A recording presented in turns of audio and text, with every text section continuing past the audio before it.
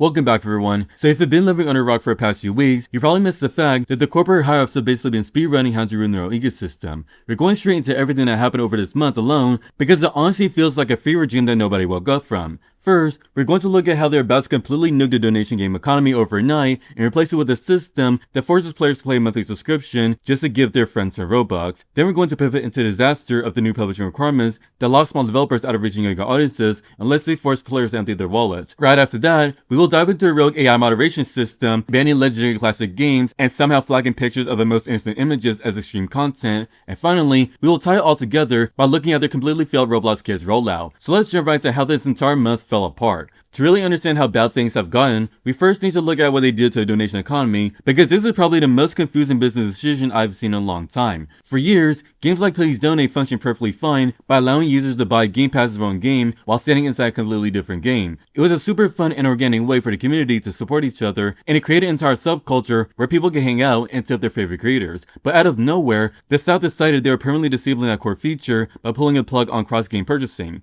This meant the entire foundation of the donation experiences was ripped away without any warning whatsoever. And the craziest part is they did not even bother to give a private heads up to Hasm, who is a creator of Please Donate. He has been developing the platform since he was 12 years old, but the corporate hive just dropped this update and left him to watch his game get destroyed. When Hasm found out, he was understandably devastated and pointed out that this change will literally kill his entire project. The platform tried to do some damage control by introducing the Transfers API, which they claim would be a much-safer way to send virtual currency. They even bragged about how the platform would take a 0% tax on these transfers, meaning the person receiving the currency gets 90%. On the surface, that sounds like a big win until you read the fine print and realize they locked this basic feature behind a $5 per month subscription. You're literally being forced to pay a monthly fee just for the privilege of tipping your friends. And to make matters worse, any user under 18 now needs explicit parental approval for every single transfer they make. Just imagine trying to run a fun community event where a 14-year-old has to go ask their mom to approve a 5 Robux donation every time. And there's a fun interaction into a stressful nightmare filled with arbitrary monthly limits initially capped at 1,000 and then raised to 10,000.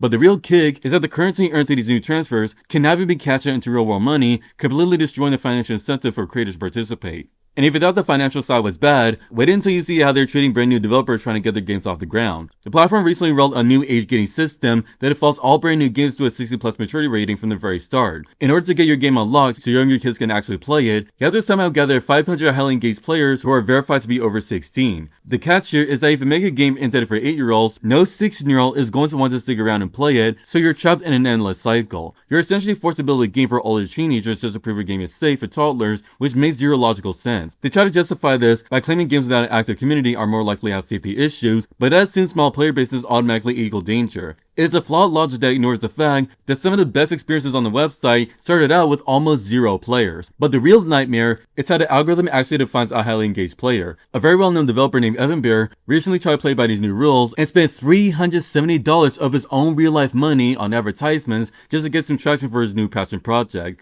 It actually worked, and his game got over 30,000 visits with really healthy retention rates and 1,000 daily active users. Most people look at those numbers and think the game is a huge success, but the corporate dashboard told me only has 70 out of the 500 required engaged players. The reason for this is honestly depressing because the algorithm looks at platform expenditure to determine if a player is real. Because Evan Bear purposely designed a game that did not force people to spend their money, he attracted normal players who just wanted to have fun. But since those players were not asking their moms to buy their Roblox gift cards, the automated system treated them like fake bots and ignored their playtime. You can make the greatest game in the history of the website, but if your players are not walking cash registers, the system will punish you for it. They're basically building an invisible wall that separates honest creators from 75% of the player base. Now, enforcing all these terrible new rules requires a competent moderation system, but as we have seen this month, the AI moderation they are using was completely losing its mind earlier. We were watching legendary childhood games get nuked from existence for no valid reason. The classic game Flood Escape, which started all the way back in September 2011 and persisted through over a decade of fundamental platform changes, was suddenly taken down and put under review for supposedly breaking community standards. Now, although the game is confirmed to be reinstated, thankfully, how does a game that has been perfectly fine for well over 15 years suddenly get flagged by an automated bot? And it's not just old games getting targeted, because even huge studios were getting hit by this nonsense. A popular game called My Restaurant, which has nearly 1 billion visits, was also slapped with a random shutdown. If a huge studio could get their flagship game taken down by a rogue algorithm, then small developers had a pretty low chance of surviving.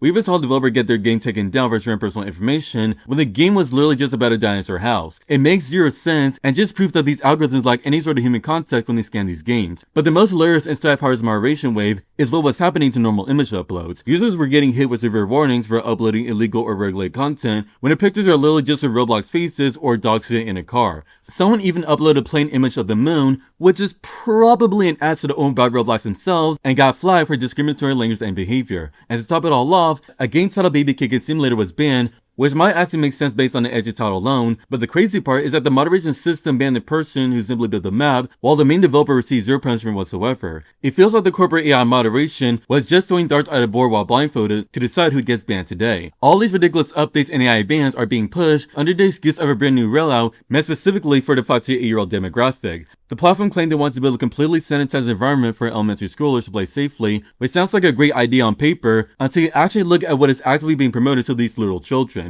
If you log in as a 7-year-old right now and search around, you'll easily find bizarre experiences like boys and girls high school roleplay sitting comfortably with a minimal maturity rating. They're literally telling developers they need a government ID to publish a simple object game or simulator, but a game centered around boys and girls roleplaying in a swimming pool is perfectly fine for a 7-year-old to jump into and play. They are bending over backwards to pretend they're sanitizing a website for young children while leaving the front door wide open for weird dating games to thrive right in front of them. And a disaster for this rollout does not even stop the games themselves, because the marketplace is still completely flooded with highly controversial items that anyone can buy. You can easily find flags from ongoing real-world conflicts and face accessories such as sensitive international events sitting right there in the catalog for less than 1,000 Robux. Imagine trying to make a safe space for an 8-year-old and letting them casually dress up their avatar with modern geopolitical conflict accessories. They'll threaten to permanently restrict a hardworking developer for not forcing kids to spend the money, but they allow anyone to upload and sell political statements for elementary schoolers without batting an eye. It's honestly just a shiny coat of paint over a fundamentally broken system that shows a severe lack of human moderation. They claim to be building a giant wall to keep bad actors out and protecting youngest players, but all they have done is trap honest creators and amaze the corporate red tape, while the actual bad actors continue to operate freely.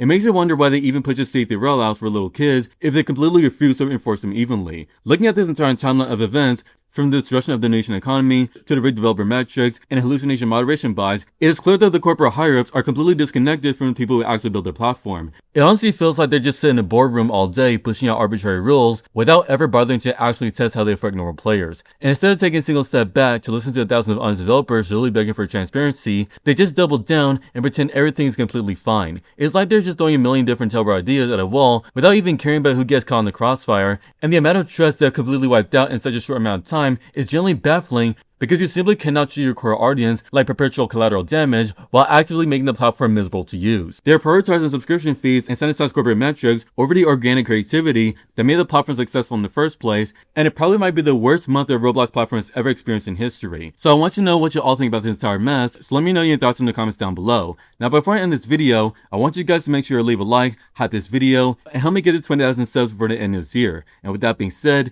thank you all for taking time to watch this video, and I'll see you in the next one.